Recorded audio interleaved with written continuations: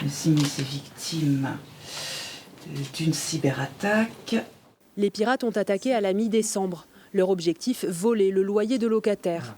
Alexandra a flairé l'arnaque. La CEMIS ne me contacte jamais par mail.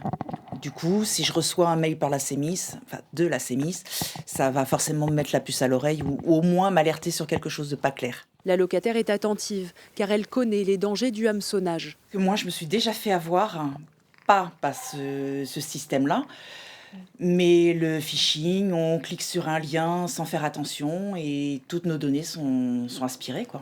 Alexandra loue son appartement dans cette barre d'immeubles, construite et gérée par la CEMIS. Plus de 4000 bénéficiaires.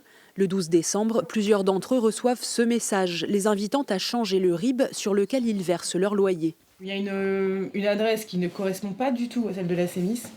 Marie-Rose, elle, reçoit cette demande par courrier. Un courrier comme ça, oui, ça fait un peu bizarre parce que bon, moi tous les mois je paye, j'ai toujours mes quittances, je paye mon loyer et quand j'ai reçu ça, j'ai trouvé bizarre de mettre derrière mon chèque le numéro d'allocataire. L'attaque bloque l'entreprise plusieurs jours. Résultat, plus moyen de joindre les locataires ni par mail ni par téléphone. Un mois plus tard, les conséquences de cette cyberattaque pèsent toujours sur la CEMIS. À partir du moment où on n'a plus d'outils de travail, l'impact il est majeur. On est en train d'essayer de reconstruire l'ensemble de nos outils. Donc les logiciels qui nous servent sur différentes activités. On a différents métiers, différents logiciels. Donc tous les services sont sur à la fois la recherche de données disparues et ensuite sur la reconstruction de l'ensemble des outils.